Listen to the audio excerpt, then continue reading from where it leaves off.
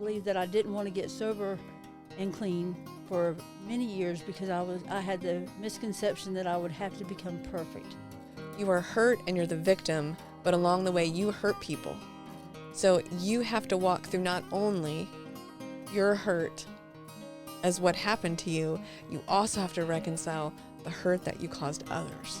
Yes, I have to take responsibility, but I now have the ability to take responsibility. I have my power back that they no longer have control over. Welcome to the Rethreading Lives podcast, where we talk about how to take your threads of harm and through the rethreaded process, transform them into something that actually helps you reach your potential. We'll talk with different leaders in our city and our country and find out what they're doing. You'll walk away from listening to this podcast with useful insights and captivating stories on how you yourself can rethread your life and your business. I'm Kristin Keen, and this is the Rethreading Lives podcast. Welcome to the Rethreading Lives podcast. I'm so excited today to introduce our guest, Shirley Turner, who is the Rethreaded's concierge and survivor advocate. Yes. Shirley is a overflower of joy, a lover of pine cones, a lover of travel, and it is just a joy to have her on our staff. So today we're going to talk to Shirley about the rethreading process in her life and how she has walked through really hard things and came out through it, this beautiful, soft, giving, loving person who's amazing to be around, who I learned so much from. So we're going to start though. We're going to start now. So where are you now? Thank you for asking me to be here, though. But, Yes. So where am I at now? Wow. I don't even know where to start. You know, like you said, I'm full of joy. I'm full of gratitude because I know where I went to and where I'm at now. And it's like night and day, you know, from being so lost and in the darkness to being into the light. And, you know, I'm 60 years old and I'm renting my own place. You know, I'm able to be a grandmother, a granny, and a sister, a friend, an employee, and most of all, just a helper. You know, I love helping other people, and I love to watch them grow into the people they're supposed to be. I got sober in 2014, and when me and a couple other girls, we got out of jail, and I think two of them went to Rethreaded, and it just wasn't my time. You know, but I'd go over there. I went over there, I think, like 3 times to help sort T-shirts and just to stop by and say hey. And then I was at the halfway house, and one of the girls said that she was going to apply for a job there. And I was like, oh, I need to also. You know, and she didn't go. I did. And the process started, and it felt right. It was like, this is where I need to be, and I'm supposed to be at this time. You know, and I haven't looked back. You know, me and 2 other girls just celebrated 4 years. And, you know, the love that I've learned since being there, you can't put a price on. You know, it is something that I believe in with passion. My heart we always talk about how many jobs you had that you are anxious to get up in the morning and look forward to going to work. I think everybody that works there can't wait to get to work. You know, the Devos in the morning, that was the first thing that blew me away, and I think helped get me grounded. But being there has helped me to see my potential, not only release it, but see it. Because knowing where you were supposed to be and actually accepting it, completely different, you know, because I have the opportunity or the choice to go anywhere I want to go. It's like it's not time. But Rethreaded is a blessing, and the potential for that alone, like I shared the other day, if you stand at our gate and look in, I can see the movement. I can see the love. of the community growing, because we're going up. We're growing. I mean, there's a lot of patience and time, though. I mean, because we didn't have the perfect job for you when you first came there. No. But you did the hard work and the grit of doing a job that wasn't your preference, but you were willing. You held it with open hands, and you were willing until the right thing came open that really takes your talents and skills and just lets you run with them every day. I think that's a remarkable thing. Most people are so anxious, they don't want to spend the time. I just want to get there. I just want to get there. I just want to get there. It's not fast enough. I want the job that I want. I want the position I want. I want the house I want. I want. And I think one of the reasons that you've experienced the incredible growth and the capacity that you've got is because you were willing to take the time. Mm-hmm. Yeah, I started off in production, making the scarf, and then I did go to retail. So I think it's having the knowledge of what each job would entail, but also being the helper wherever I'm needed also, because it's growing. You know, I mean, I'm growing with it, but to be able to see the different positions and to watch them be filled. You know, I mean, when I say I'm the concierge at Rethreaded now, I am, you know, and I embraced it. At first I was like, what does that even mean? But I get to love on people. Yeah. So, and that's just the short end of it. It's like, I just get to love people. That's right. Well, there's so many things that I love about it, because I don't have to sit at a desk every day, and I'm not on my feet every day. But what my job entails is I do get to love on people. You know, I like the allotment times or the birthdays when I get to hand people their cards and give them hugs, and you know. Can you explain that a little bit? What that is, like what the process is, like what do we do on people's birthdays and allotments and stuff? Yeah. So okay, for the month of July, there was 4 of us that celebrated an anniversary, and I think there was like 3 or 4 birthdays. And one day out of the month, a Tuesday usually, towards the middle, I get to hand out their birthday cards and their allotment cards that we've all passed around and signed to make them feel loved and special. And then coming up in August, I think there's like 15 cards. Wow. So, yeah, that's going to be a busy morning. So, but, you know, I think everybody likes to, or no, they love to see how much we love them when they do get the card. And who doesn't like a birthday? You know, it's like, I know one lady has her anniversary and her birthday in August, and I was like, well, you just get double the hugs. But my job is freeing. You know, I get to go to the store, I get to shop, I get to go pick up food. You know, I get to run errands, but I also get to help out in the admin part. So, and, you know, or retail if I'm needed, you know, but this weekend we get to celebrate our birthday, you know, and what a blessing that is, because it's the little things like that add up to the big thing. So what have you accomplished in the past couple years? I know you've done lots of cool things. I have. Yeah. I mean, well, and it started off when I was in jail. You know, in 2012, I got my diploma. And then in 2014, when I got out, or one of the times I got out, I commenced the Matrix program. And then, you know, the little things that started adding up were I got my driver's license, you know, and then I saved for a car. And it was all these little steps that were taking place that I didn't see at the time, because if you're anything like me, it's like I want it now. And the process to work towards it was hard, but it was doable. And I started doing it. And then when I discovered my love for travel, I've been to Colorado, I've been to Alaska, and next week I'll be going to Montana, Wyoming. So it's the adventures of life. I always tell people I got sober to live, and I'm very thankful that I made that decision.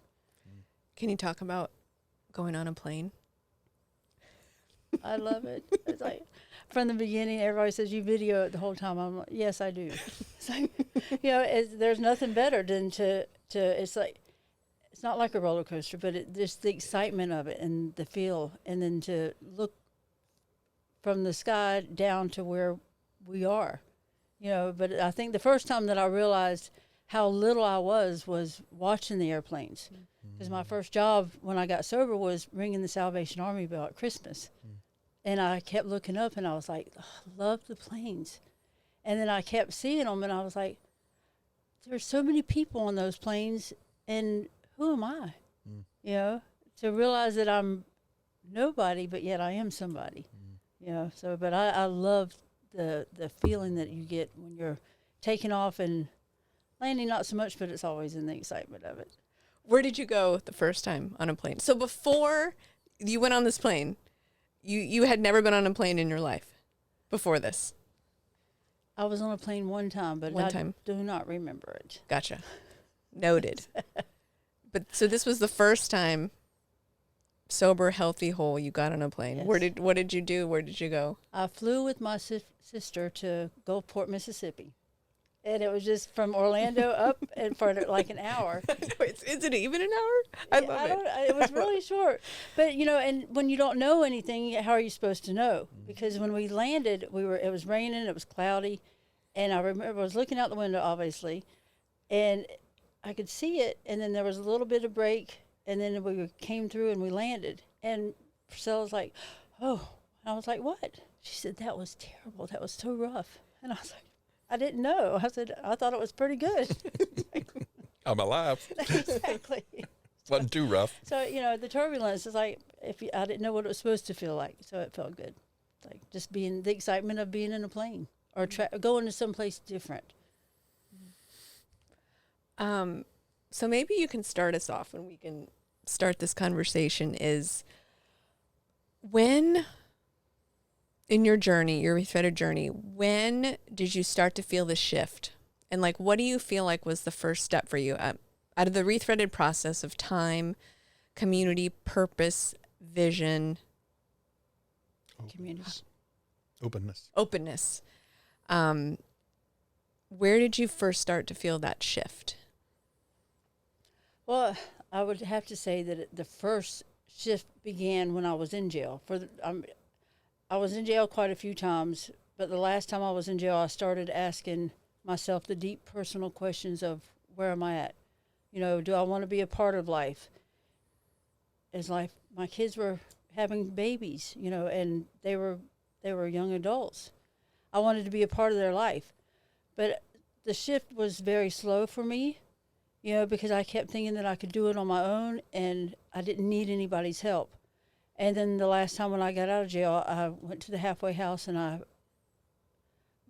put forth everything that I had, you know, and when it didn't happen, I was able to finally start learning from my mistakes because I relapsed and I kept trying to figure it out.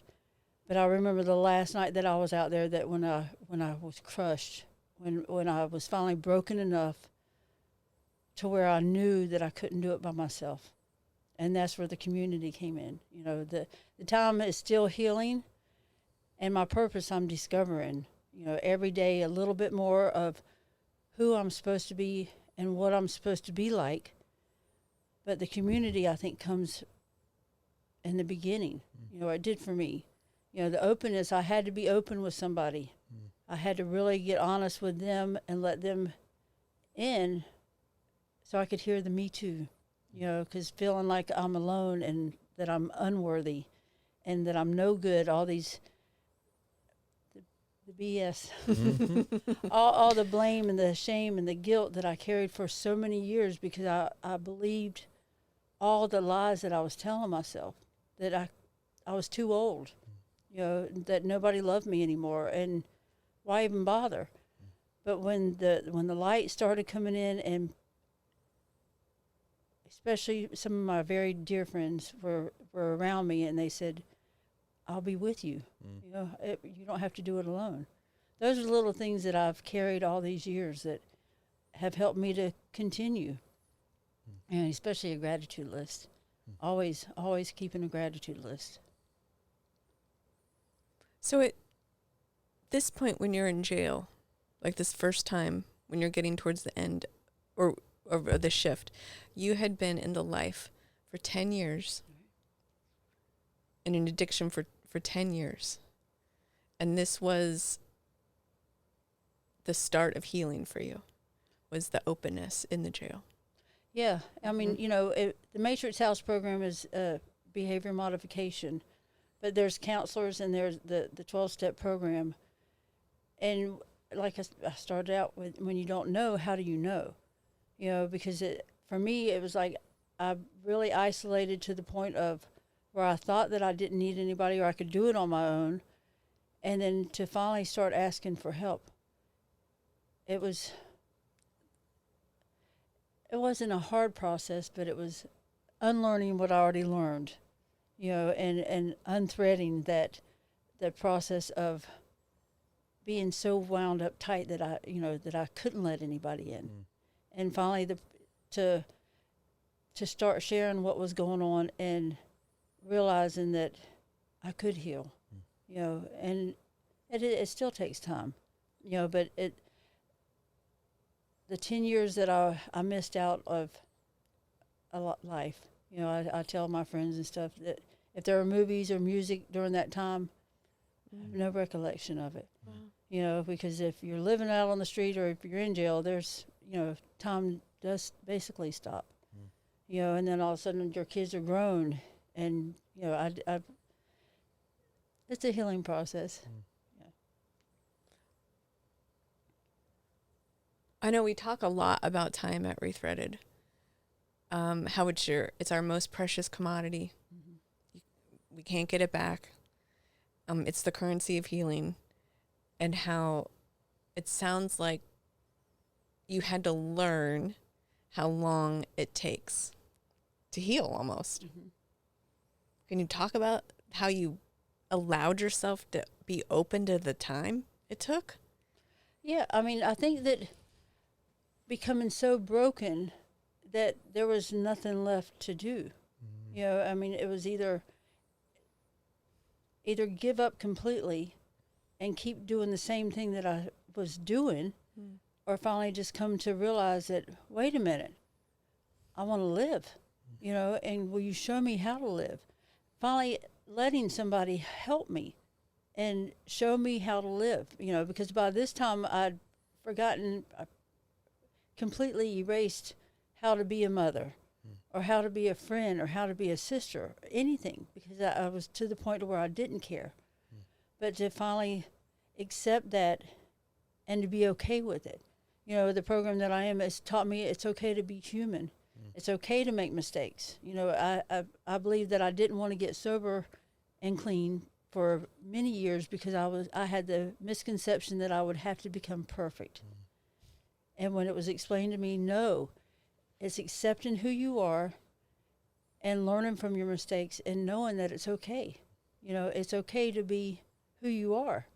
And little things like that were amazing to me because I always thought that I had to be somebody that I was incapable of being, and doing it over and never getting it right. And then finally just, it's okay to be who I am.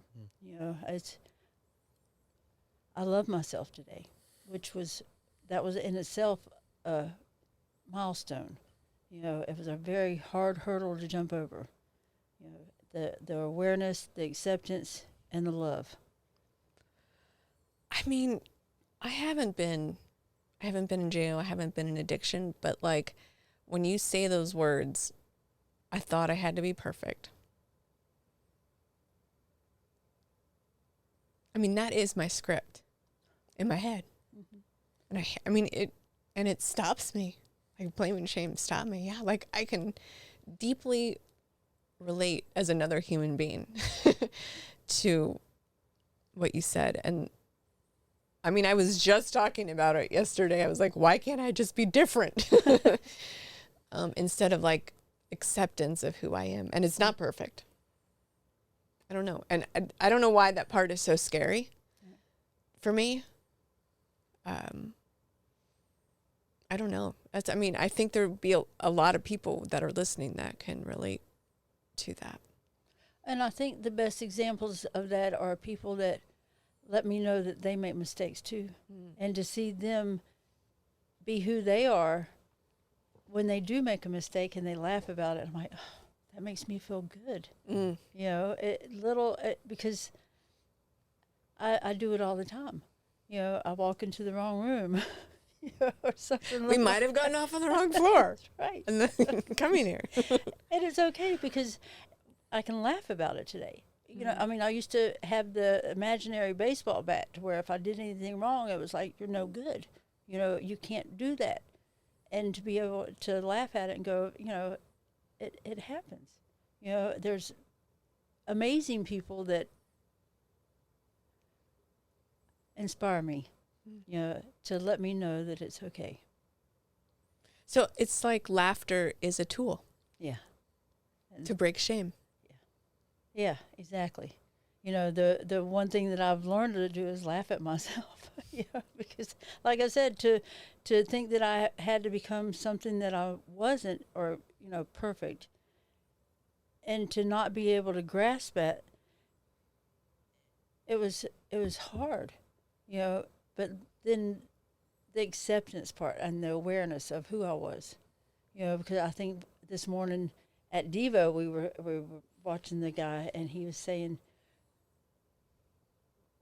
or for me, I can talk about how I experienced that, of finally coming to the realization of the truth of who I am. That was extremely hard for me to do, because I lied to myself for so many years about, I'm not that bad. Even though I was living on the street, I was doing all these things that I never should have been doing, and justifying it, because I believed that I wasn't hurting anybody and that my kids were better off, because I couldn't see the truth of who I was until the last night when I was out there and I saw me. And then the truth came in, and I was like, okay, that was painful, but freeing. But freeing, yeah. We talk about the openness, that moment when we can tell the truth to ourselves and be honest about what our thread is, be honest about what is. And you had said it, that I suddenly realized my kids are growing up and they're having kids, and you start realizing there's a reality here that exists regardless of if I choose to engage in it or not. And that empowers you then to actually make a decision. Do I want to be part of life? You said it. Do I want to be part of life or not? I think that's really, really powerful. So, especially for people who are dealing with this thing of, I'm just not good enough. All right, well, just get to a place where you can look at what is. And if you can get to a place where you can admit what is, then just make a decision. Do you want to be part of it or do you not? I think that's powerful. Yeah. I think that's powerful. When was it Monday or Wednesday at Devotion where the guys, or the book, I don't remember. Oh no, I was listening to Andy Stanley podcast, how you get to the point where to look at yourself in the mirror and love who you are. Right. Yeah, and that was one of the, was that on my treatment work. Well, we talked about it a little bit the other day, but part of my treatment work when I was in there was to look at myself in the mirror, which I didn't do, and tell myself, I'm a beautiful child of God, that I'm worthy and He loves me. And my grant sponsor at the time, she told me the same thing, and I heard it from her, and I started doing that, and because I believed what she said, and to this day I still tell myself that I'm a beautiful child of God, He loves me, and I'm worthy, and and that until it helps me to love myself, and the freedom in that is, when I do love myself, I'm able to love you, because before that love, there was no real love. It was the love that I said to get what I wanted. But to be able to say, I love you because I love me, it's true. There's no more lies about love, and I think the unconditional love, when I finally understood that part of it, watching my brother-in-law pass away and his family love him. And I remember walking out and hitting my knees and saying, thank you, God. I know what it is. Because before that, I had no idea what unconditional love was. And... Oh, your sister said. Yeah. And it was a gift. And all these gifts that God keeps giving me, I'm able to understand that it's all about love. It's all about helping the next woman, or the next man. Somebody that is still lost and don't know what their purpose of life is, but to help them grow and just to watch that light shine in them, what a blessing. It's like, that's joy. I think that's the amazing thing. We heal just a little bit. We can tell the truth just a little bit. We can tell the truth to ourselves. And then it takes some time. We heal a little bit more. And then maybe we can tell the truth to somebody else and let them see inside our wall. And then a little more time goes by, community comes around, and we start getting an inkling of what is my purpose. And then when we get really busy on our purpose, some of the blame and shame fades away, because I loved what he said this morning. If that's what you know about me, you don't know the worst of it. That's right. It's so much worse than you know. But suddenly it's who I am becoming, who I will be. I know what my vision is, and I know what my purpose is. And now this is who I am. This is what I exist for. And one of the things that's hit me in the last couple of days, and I was actually thinking about it driving over here, and you're touching on it, is the pain, the brokenness. Once we release it to God, he then can turn it into a talent and a benefit to us. Because you have a way of seeing a human's heart that I don't think you would have had you not been through the past that you'd been through. Because you knew what the heart was inside the person that other people might be missing. And so your experience has given you a set of awareness and skills Kristin and I may have learned over time, but we'll never have at the level you have. Because when you see a human being, you look right through them into their heart. And so you're able to not be going too fast, to just run by them, to miss them, because you genuinely see this person and you're able to slow down and personalize them and hear their individual experience and see their individual heart. And so now your purpose to engage with people, you can take anywhere into any job, and you will be able to transform that organization's ability to see a human being and experience that. And I think it's just remarkable that the suffering and the pain that we go through can become a strength when we realize it and get into our purpose. Yeah, I agree with that, because it's like, I share a lot about how I know how I used to feel on the inside. Mm-hmm. All that bitterness and that anger, but just empty. And I believe it was because my heart was so dark and isolated. And then when I finally made that decision, I do know. It's the from out of the darkness into the light. It's like I absolutely. It's almost hard to talk about it, because it's the love and compassion that I do feel on the inside, because it's like especially when I see a woman that is broken, I just hugs. Yeah, you're uniquely qualified by your experience. And you do it better than any of the rest of us do. I mean, there's not a person at Rethreaded who loves human beings the way you do.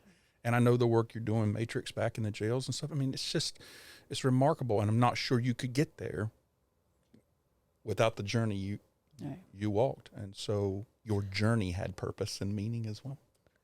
And without all the work. Yeah. I mean, when we're doing a panel, and you're going to be on the panel, and we're going to talk about the Rethreaded process, but like when you talked about your healing process and what you had to walk through, like with your family. And I'm like, oh my gosh, you were so strong and humble. I was probably like humble. Like, I think I have so much pride still to walk through all that hard stuff. Well, and the guy this morning, he mentioned it too, forgiveness. Forgiveness is one of the key components of it. Forgiveness leads to love. I think that forgiveness for me started when I forgave myself. And then when I shared it with my children and with my family, and they saw it, there was no more broken promises to them. When I tell them, or when I say I'm going to do something, I do it with them. There was before it would be, I promise I'll be there, and I wouldn't show up. And now, if they call, Mama's going to be there. You know, it's like, can you? Yes, I can. You know, no matter what it is, because they depend on me today, and they're grown adults. You know, because the healing process is believing that God will on His time. You know, no matter what that looks like, because it's. I shared the other day. It's our relationships aren't the way that I think that they should be. You know, but they're the way that they are. You know, and that's where the acceptance comes in, and I know that in God's time it will get better. You know, and it will get healed. You know, because there was a lot of damage done. But the forgiveness was the first part. But you're also doing work, so I don't want to overlook that, because for sure in all of our relationships, you and I are not enough alone, and we need God to be in our relationships. But God's not going to come in and fix it for you if you're not doing the right things. And so it's also your consistency of, no, this relationship's not where I want it. And I'm trusting God to work on other people's hearts, but I'm responsible for mine. Mm-hmm. And I'm going to keep on doing the right thing to the best of my knowledge, to the best of my ability. And then I'll trust Him to handle the stuff that I can't. And I think that's something I wouldn't want people to miss, is you're not sitting back waiting for things to happen to you. You're doing the hard work, and then just living in faith and trust that if the other people choose not to forgive me, okay. That's on them. That's for God to work out. Right. And, you know, I mean, I remember always thinking about, why aren't you doing anything? You know, why aren't you helping me? You know, and now it was the genie God. It's like wishing on a magic lamp that, please help me, and not doing anything about it. You know, just laying there expecting to be healed. And finally, with a little bit of help from my friends, they nudged me in the right direction. You have to get up. You know, I heard in Devo one time about get up and take up your mat. You know, move it. And I learned, you know, move a muscle, change a thought. When I start getting the thoughts going in my mind, it's like, get up and do something. You know, do something different. Don't sit there and stay in your own mind too long, you know, because it's sometimes not good. That's what I was going to ask you about. How do you handle when the thoughts come back? And one of them is you do something. Absolutely. You know, I mean, I passed through the neighborhood that I was stuck in for many years. I pass through that every day. You know, I say a prayer and thank you, and I pray for the women that are still lost. You know, because I don't want to forget. That's why I still go back in the jail, because I don't want to forget what happened to me. But at the same time, I don't want to forget the ladies that are still there. You know, but I always think, you know, my thoughts are my thoughts, good and bad. But when I think about it, I'm like, is it a good idea? No. You know, no. Especially if it's about anything with the lifestyle or the drugs or the alcohol. No, it's just not. You know, but my first reaction to somebody opening a can of soda, I think, is that a beer? You know, but it's like, and then I laugh. It's like, not here. That's a remarkable thing. So 2 things. One, I get busy, and I think that's powerful. So even if somebody's not dealing with the things that you've dealt with, if they're a business person trying to work through this thing in their company, just get busy is powerful, because it's harder to get moving than to change directions when you're moving. And so even if you're doing the wrong thing, now not purposely wrong and unethical, but it's a mistake what you're doing, at least you're moving. You can change directions pretty easy. The other thing was, you know, remembering and looking at it with love. But your superpower is gratitude. And you mentioned it just then, and we see it at Rethreaded. How did you get that? And you know, I mean, and that's the crazy thing. It's like, because being so bitter and so, I don't want to say angry, because that's not the right word. I took everything for granted and everybody for granted. And when my sponsor said, she said, start writing a gratitude list and add to it every day. And I did that in the beginning of my sobriety, and it's multiplied. It changed the way my heart is, you know, because I can look at things with a bright light or the brighter side, the silver lining, or the pink cloud, whatever you want to call it. But I see the good. When somebody points out the bad, I'm like, oh, I don't even see that anymore. Because when I leave my house every day, I thank God for my house. When I walk in, I thank God for my house. Little things like that I was taught in the beginning. Thank God for everything, the good and the bad. Because driving down the road, everybody knows that I have a little bit of road rage. And you drive fast, which is why I like driving with you. We get there. That's right. To the police, she doesn't ever exceed the speed limit. No. Just don't follow me. It's how fast you get to the speed limit. That's what it is. Yeah. But, and it's in those moments, because I tell people, I'm like, I can say a prayer, keep everybody safe around me, and I don't want to hurt anybody. I said, but I get to the stop sign and people already do it. I'm already angry. But it does get better, and some days are better than others. Can you share the story? We were talking yesterday, and I was talking about how sobriety got easier, but you shared with me, you were like, you remember the first time that you walked out and that woman said something to you. It'll be, I don't want to give it away, but tell you, so many first. Oh, yeah. Can you share that? Because it was so powerful. Yeah, I mean, can you kind of paint the picture where you were at and what she said and how it played out in your life? And I'm trying to remember exactly, because I just remember who it was and where we were. But I was so excited to be, I don't even remember now where it was or what. I just remember telling her, this is the first time that I get to drive my car, or whatever it was. And she said, Shirley, there's going to be so many firsts.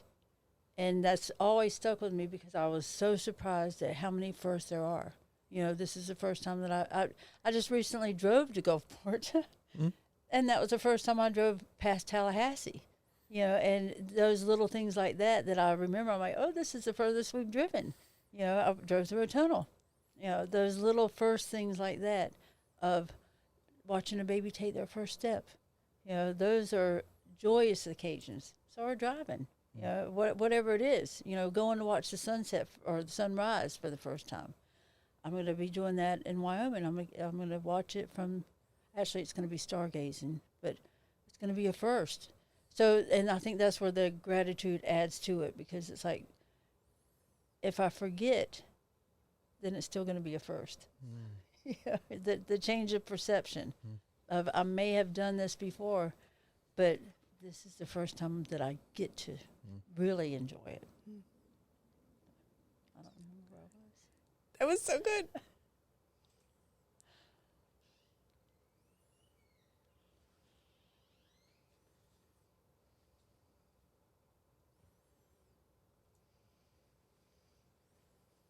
So the journey, it's like a victim to survivor to thriver. So what is evidence in your life about how far you've come? Victim to survivor to thriver. I was very good at playing the victim my whole life, of poor me, why me, and what about me? It was all about me. And the victim, it was just, I think that's something that you're born with, or I was born with, was because the baby of the family, all these excuses, the black sheep of the family, the only one that didn't do this, all these things that just, I kept adding to that negative pile. And then finally receiving that help, knowing that I'm a survivor, believing that I'm a survivor of not just the human trafficking, but of life, of being stuck in that dark and that self-pity of poor me, and then to become a thriver, that's like another step above. I'm able to pay my own bills today. I'm able to pay for my own trips. Those are things. I buy my own groceries. I buy my kids stuff, or I help them. I'm helping other people. And to me, it's like learning to take responsibility. That was actually the hardest thing probably for me to do, was to accept responsibility, to be able to learn to and to believe that I was capable of paying my own bills, you know, because I'd never done that before. And I remember whenever I asked my sister if she would co-sign for me a car, and when she said no, I was upset. You know, it's like, what about me? Why not? But she taught me a lesson, you know, and now I know that lesson. I know the value of $1, but I know that when I buy stuff, I respect it more. I take care of it, and I end up enjoying it, you know, and those are things that I've learned. But thriving is along with the responsibility of being a survivor, you know, and being proud of it, because something that is a gift. Yeah.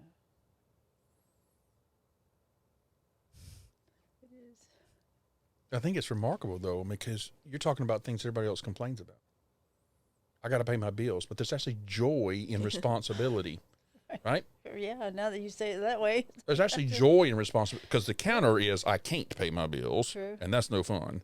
But most of us just live our lives complaining about, I got to pay my bills, and I got to go help this person, and if we can reframe that and realize it is a joy to be able to do that. And until you don't have it, those people who are listening and have never had to experience not having it, we should probably behave with more gratitude, with more thankfulness about the things we don't like, because it really is a blessing to be able to do that.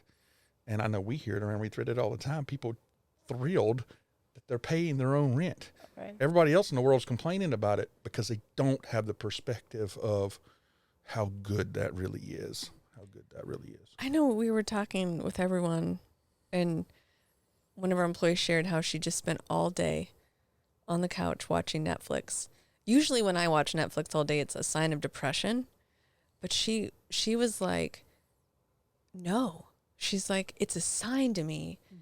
I can watch Netflix all day, and no one is going to knock at my door. I don't have to change rooms. I'm safe. I'm not in a hotel room where I don't know people, and I can just sit there all day long, safe. It was astounding. We call that self-care day. Yes. Yeah, little things like that. The luxury. Yes. The luxury of that, because I think she also mentioned, I don't have to wonder about where I'm going to get food. I can just get up and go to my refrigerator. And so for everyone who's just taking, I have food to eat for granted, there's a lot of people in the world who don't have that luxury. And I think she was even proud that she was paying for her own Netflix, which is remarkable. Yes. I mean, it's like, these are incredible things, incredible blessings that we have in our life. And we're just so quick to complain about this thing we think we don't have. And these little things, I can watch TV, I can sit in an air-conditioned room, I have clean water, I have food in the refrigerator. Maybe not my favorite food, but it's food. It's just, it's incredible. And how much you love pine cones. I know. And that started with a trip to Colorado. Who knew? You know, a lot of people that I know collect either frogs or, little whatever it is. And I was like, I'm just a collector of things.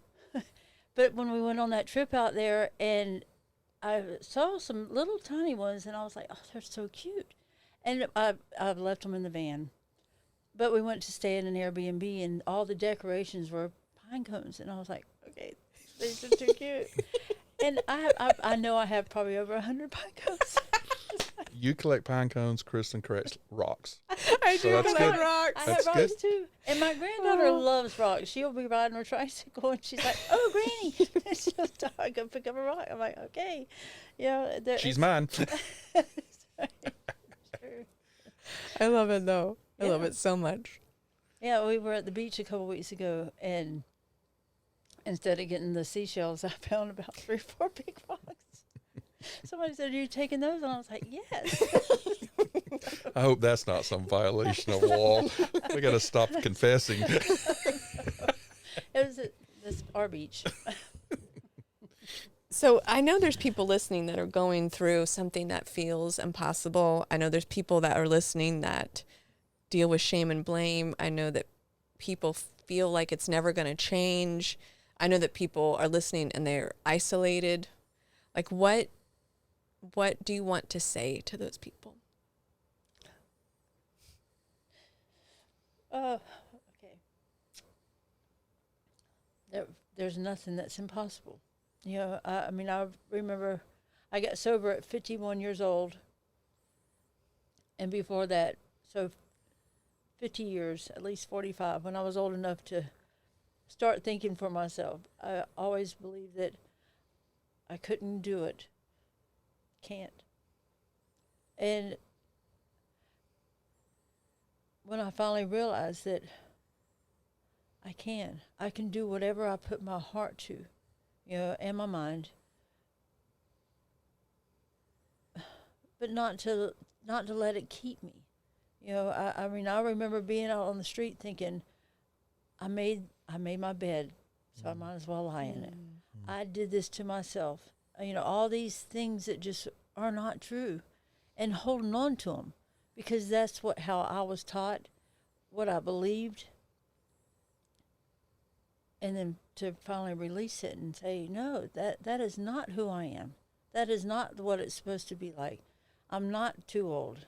You know, I can do this. The shift, the perception of who I was has changed. You know, nothing's impossible. You know, I just saw some ladies last night in the jail, and of course there's a mixture. There's different age groups in there. There's some in their 20s all the way up to probably 60.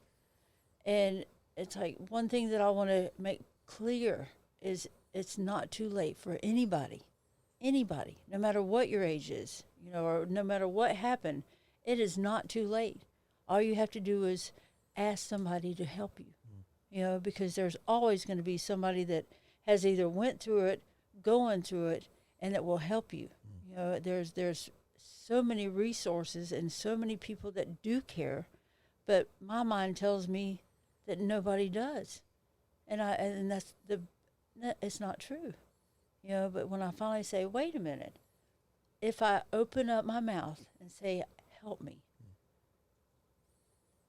somebody's going to say, I'll be glad to.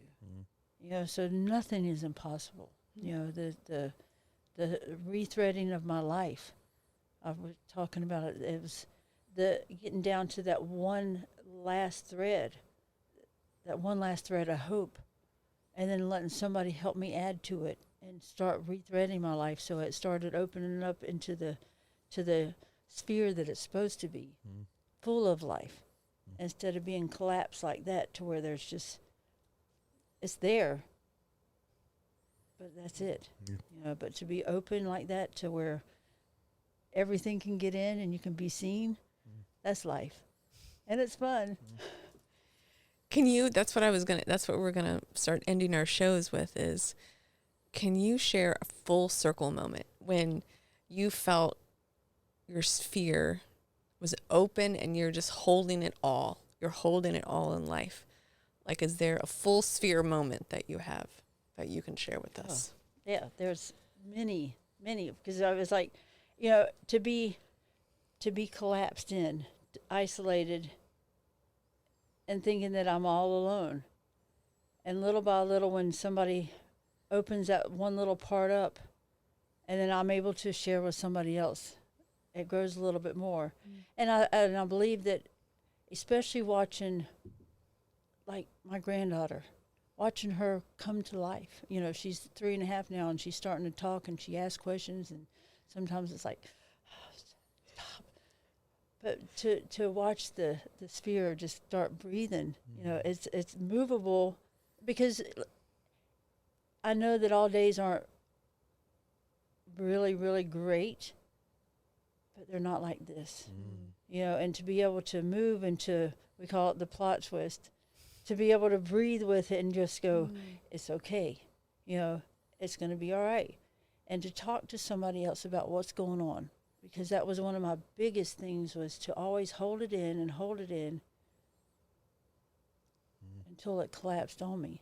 You know, but to be full of it and just to go, I mean, it's got lots of colors, yeah, and it's full.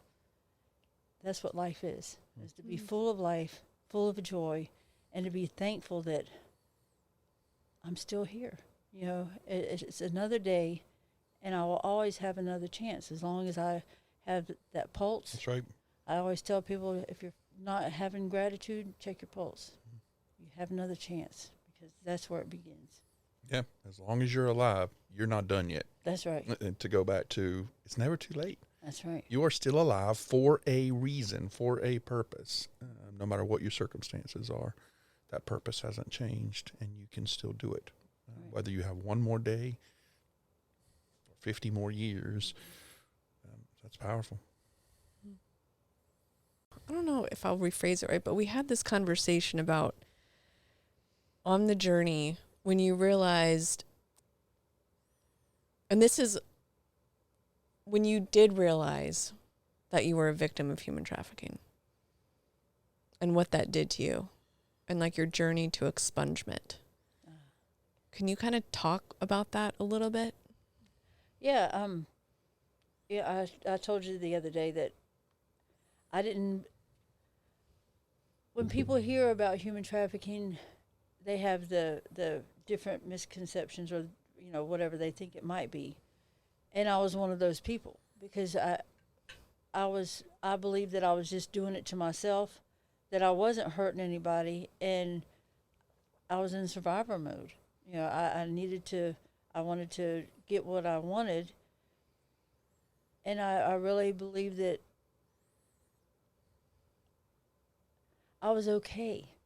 You know, I was okay with living on the street, going in and out of jail, and I just didn't see anything wrong with it. And that's the scary part, you know, of being okay with life that way. You know, and I, when I see the women out there now, I know what that feeling is, because it's like when you're just have that blank stare on your face, there's no life in there. You know, but then to start that journey and to start that process, and then whenever I had to write down for the attorney that did the expungement, of reliving all those moments, it brought it out and brought it to the light, to the truth of, I did a lot, I hurt a lot of people, you know, especially my family. But then to move through it, to keep moving through it, you know, and then I think I had to end up sharing it about 3 or 4 times. And then when 2020 happened, it kind of stopped everything in motion up until I think it was November of last year. I got the email and it said that Duval County had the paperwork, and it was just a matter of time and to follow through.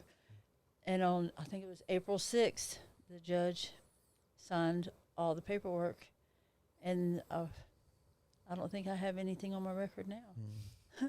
And that's like over 30 arrests, you know, within a 10-year period. So what a blessing that is, you know. And I just, sometimes I can't believe that it's real, but the journey of life, you know, I think that just not taking it for granted anymore, you know, and being thankful that I have another chance, and I'm able to share with women that may or may not see it yet, but to make sure that they know they're loved. You know, I go out with another lady, and we share the love. You know, it's not necessarily about telling them they should. It's like, we love you, and we'll be here. This is what I think I was so struck with when we were talking through this, is that you're in the life of trafficking. Someone is exploiting your vulnerabilities. So you are getting hurt. And you go on this journey, you come out the other side, and it's amazing. This is probably what I'll try to say what I'm saying. You are hurt and you're the victim, but along the way you hurt people. So you have to walk through not only your hurt as what happened to you, you also have to reconcile the hurt that you caused others. Right. And that's like the duality that to me is just amazing. That first of all, you don't get stuck in the hurt that you received, and you also don't get stuck in the hurt that you gave. Right. I mean, I guess that's blame and shame. Mm-hmm. And to like walk through that is amazing to me. Because I've been stuck. I mean, I get stuck in both still. What happened to me and then what I did. I mean, so it's just such strength. And that is the healing process. And sometimes I also get stuck on like, it's not fair that you have to walk through this healing process because this happened to you. But there's still like, it's still what is. Like, Right. it's still what is. This is what happened and what you have to deal with, no matter, and like an acceptance of it. And this is what I have to walk through to get to the other side. And you have to want it so bad. And I feel like me included, get so stuck in one of these cycles and we just can't get out, and how much we just miss out. Right. And that's why I think I'm so inspired by your story, that it's so full and it's hard. And you're so strong. But like on the other side, there is this full sphere of where you are holding everything. Like all of life, like drinking it down to the dredges. It's awesome. And I love it. And I want it. Well, I think when you said stuck, it's like being stuck in that lifestyle of not seeing a way out, not being able to even comprehend that there is a way out. And when people say there is a way out, it's like, no, there isn't. You know, I deserve what this is, what I became, you know, and being stuck in that cycle of the revolving door at jail, you know, and being okay with getting arrested again, you know, and just over and over, and telling myself in jail that I'm not going to do it again. It's going to be different. And then getting out and the cycle continues. Being stuck in that mindset of the hopelessness, you know, and thinking, well, my kids they don't need me now. They're not going to ever forgive me. And that keeps the stuckiness of going. But then when you finally decide to break it and go, well, wait a minute. Okay, I can't change the past. There's nothing I can do about the past. And then to ask them, what can I do to make it right? You know, what can I do to help you now? You know, because like I said, my daughter was my youngest. She was 12 when I left, and all of a sudden she was like 25. And I was like, what happened? You know? But to sit in front of your daughter, even though you now know also that you were taken advantage of in that vulnerability and in the darkness, and not defend yourself. Right. To be able to stand for your daughter and let her have her pain. Right. Well, I've talked about that too. I mean, that is strength. That is kindness. Yeah.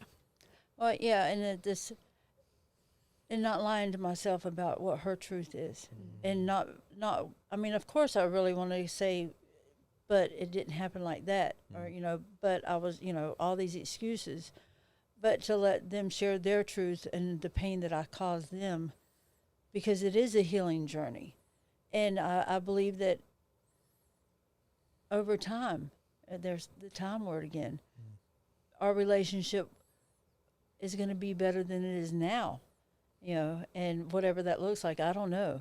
But I do believe that we can build on it, you know, and that's where I want to be able to be a good mother, you know, and it's not, of course, I can't be who I was supposed to be, but I think because of the pain and the stuff that I did go through, I did come out the other side better. Because I do have a new heart. I love differently. And I can stop and ask the question of, how are you? Instead of always portraying it's all, you know, poor me. You know, it's just the little things that shifted like that instead of always taken.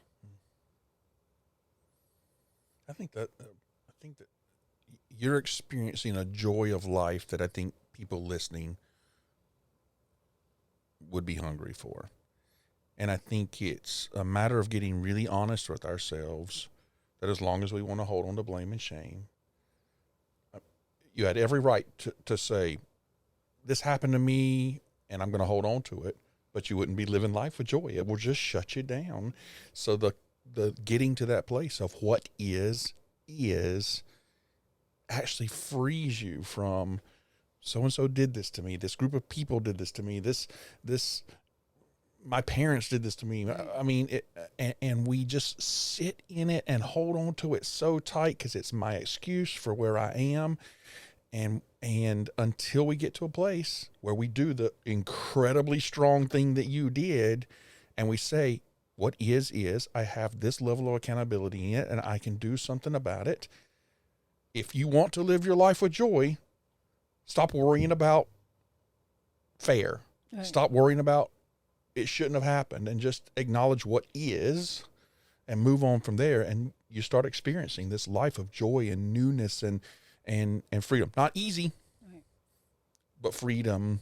I think you're a remarkable example to people that are still hanging on to well, this isn't fair. It shouldn't have to be this way. It is. Right. If you can get beyond that, you can experience this life of newness and excitement and wholeness. If you're still alive, it's not over yet. That's right. But I agree with Kristin. It's it is powerful to stand in that moment and accept responsibility, even when I don't want to, even when I have some excuses I could try and play. The ability to give a responsibility, the ability to respond is a powerful thing. And it's remarkable. And I wonder how that changes my advocacy, because a lot of my advocacy comes from a place of like, it's not fair. And I have deep compassion for people who experience hard things. I don't want you to experience hard things. And I don't know what shift is going to happen, but I don't know. It just makes me think a lot of what is justice and what does it look like internally for people to have justice. Yeah, because the seeking after justice sometimes locks us into our place. We're still fighting a battle that we could have moved on from, but and it really is vengeance that we're talking about. Yeah, true. It really is vengeance at that point. Yeah, that's a really good point, Kristin, of justice is deserved. It is deserved. How dare that happen to you? But the moment we start demanding it, we've relinquished our right to our life to focus on a problem rather than we can move on and let justice happen.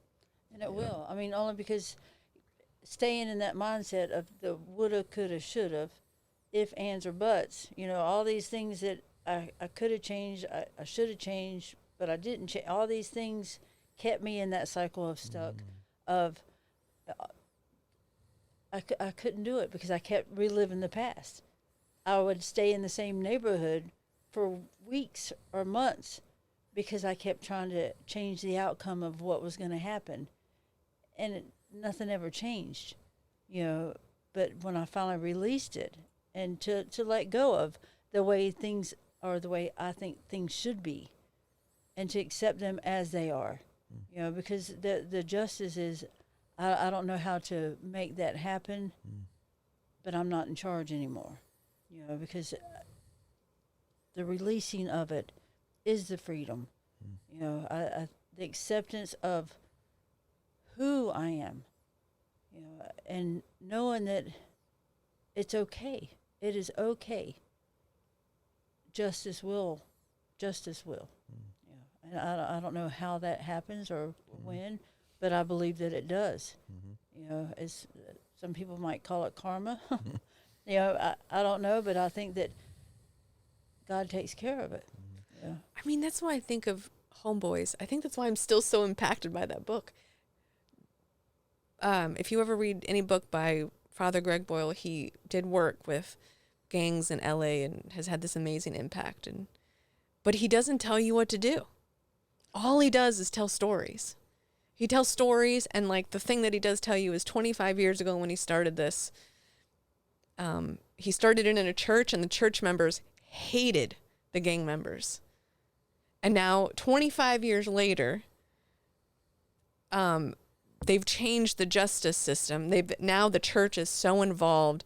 The gangs are dissolving that are involved in homeboys. It doesn't give you steps. He just humanizes people. Right. He just tells stories about human beings overcoming these hard things and gives them and makes them human and shows them their heart. And then justice happens. I'm like, I think that's the way to go. Well, and you said the key word, humanize. Humanize. You know, when you see the women out on the street as somebody's daughter, somebody's mother, they're human. They aren't what you might think they are. They are somebody, you know, and that's the key. Because I know whenever I was out on the street, I felt way less than any part of human there was.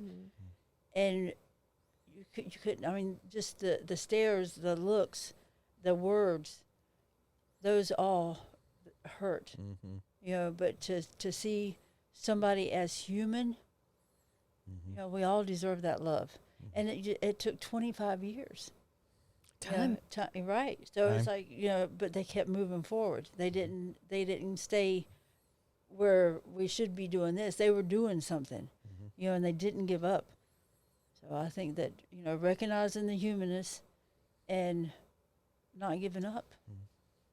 I like your word, cycle of stuck. I don't know what to do with it, but Might go in the book. it's going to go. It's for sure going to go on my dry erase board, and then it'll show up all over the place. Cycle of stuck is really, really good until we can get out of the cycle of stuck. Yeah, you know, and I tell it because what I thought was, you know, it's like what I thought was the green grass over there ended up being quicksand that I didn't see because it looked so beautiful until it got me. And then it was like, how do you get out of that? You know, because it looked. Oh, and I like what you said. You were talking about, I kept doing the same thing and just trying to manage the outcomes, manage what came out of it. And then suddenly you came to a place where you got really real with yourself and honest. And then you started managing the inputs, which changed your whole life. Right. But you just kept, in the beginning, just kept going back to the same old patterns. And then I'm going to try and change the outcomes. And I think when we get really real of, if I put in bad inputs, I'm going to get bad outcomes. Right. I thought that was a really neat thing you said. It just popped back in my head. I'm like, it's powerful. With that, if I have this much money, I can do this. Or if I have, you know, or if I lose 20 pounds, I'll be a size 2. You know, all these things that it's impossible. That is impossible. I'll never be a size 2. But to know that truth, it's like, because holding on to all that stuff, and because I remember that. I remember thinking that, well, if I get all this, I'll be able to do all this. And there was never enough of this to do that. And to finally realize that it doesn't work that.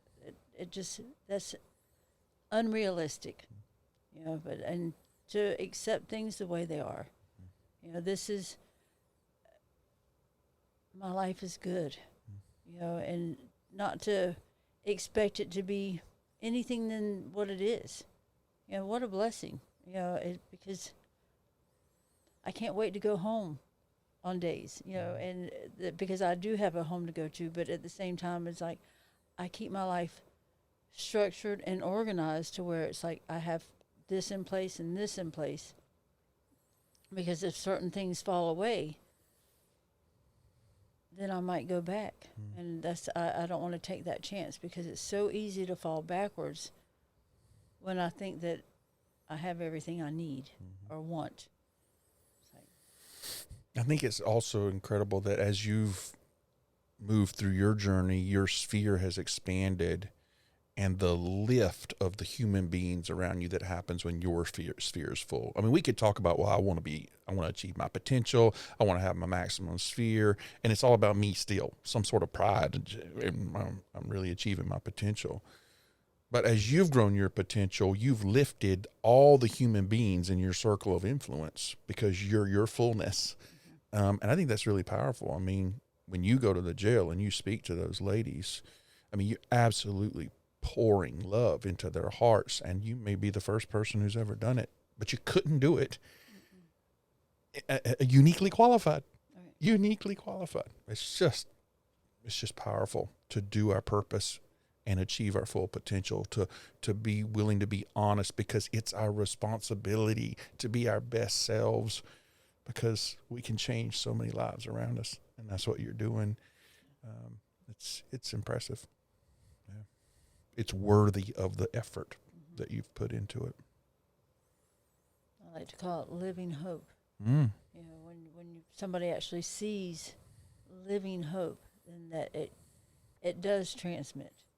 You know, because when I got to hug a lot of ladies last night, and I told them, I said, be prepared. Next time when I come, I will hug everybody. I said, because there was a few that weren't there, and this, I said, I want them to feel that. You know, because I wear the bright color clothes when I go in there, because I said, I want y'all to remember what there is life. You know, the uniforms in jail are not that pretty. You know, and I want them to feel special. So, and some call when they get out, some don't, you know, and that's not my decision either. Yeah. You know, but I want them to know that they do have my number, and they can make that choice to call, or somebody else's number.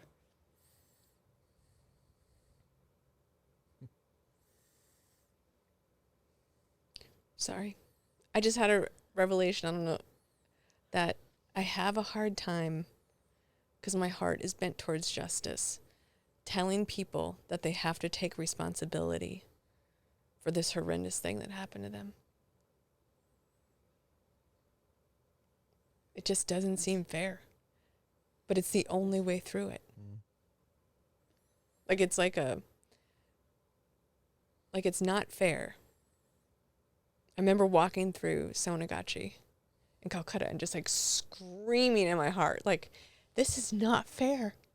How are you here? Like, this is not fair. And like, then on the other side of healing, when we're working in Saribar or we're working in Rethreaded, to know a person's story and then be like, well, now you, not only do you have to live through this, you have to take responsibility and rebuild your life for something that happened to you. And it just, I still probably haven't reconciled that in my heart, because maybe I'm still mad at my situation and I haven't taken responsibility. So yeah, just really thinking deeply through that. Because the other side is that's what returns your power to you. Yeah. It's not fair. It's not fair. But it's taking your power back. My life is mine again. That's right. I am able to respond. Whereas before, those ladies weren't able. Sonagachi, those ladies weren't able to respond. You weren't able to respond in the moment. You weren't able to respond. Today, you are able to respond. So the fact that I get to take responsibility, you know, the world tries to push off responsibility as something that's put on you, that it's a burden to carry. But it's actually our power. That when I have my power of my life, I am able to respond. I get the anger. I mean, I think we're all angry at the unfairness, and we're angry at the pain in the world. I think I'm stuck there, though. But well, you may be. But to reframe it and realize, oh, yes, I have to take responsibility, but I now have the ability to take responsibility. I have my power back. That they no longer have control over me. Yeah, go ahead. That's the thing one of the things that kept me sick, because it's like trying to get sober for the wrong reasons. You know, I want to get sober because I love my kids. You know, did I really love my kids, or did I want them to think that I love them? You know, I want to get sober because of him. You know, because if I get sober, then he'll love me more. You know, all these things that I think will get me sober and make me happy. But none of it works. You know, when I got sober because I wanted to live, that I wanted to take that responsibility and say, oh, wait a minute. Nobody ever caused me to go through all this. in the beginning, you know, because I do remember making choices in the beginning of this is fun. I can do this. I can handle it on the weekends.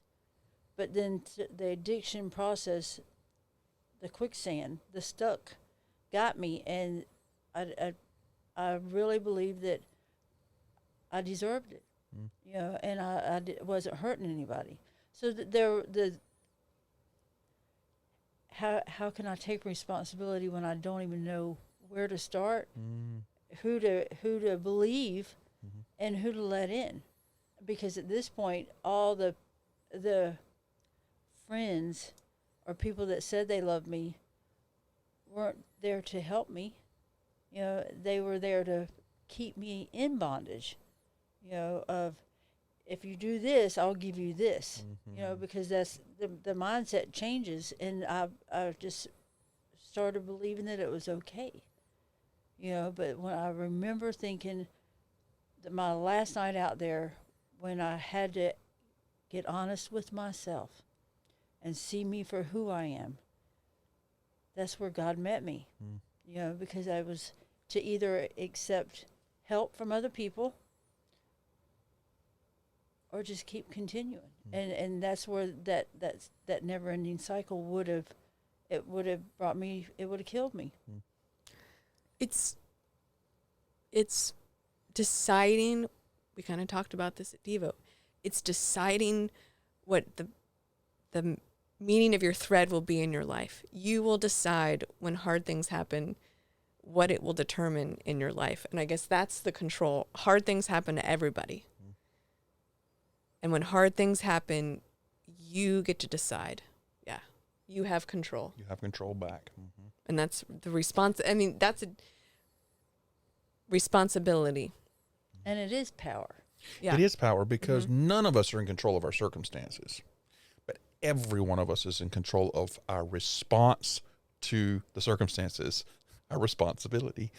And so I can choose what I do next. I can't necessarily control the circumstance I'm sitting in, whatever it is, but I can choose how I choose to respond to it, and that is my power. And I feel like maybe that's justice. Like at Rethreaded, we give the ingredients to heal, and like physically heal your brain, so you're not in survival mode anymore. Physically heal your brain, surround you with community, so you can take back your power. I mean, really, that's what it is. Yeah. That's justice, to create communities, to create cities where people can go through hard things and have a choice, I guess. So thank you, Shirley, for being here and for sharing your life with us. It was awesome. I feel full sphere moment. So thank you. Thank you. Another first podcast. I know. Yeah, and I feel like I'm still at work. I'm still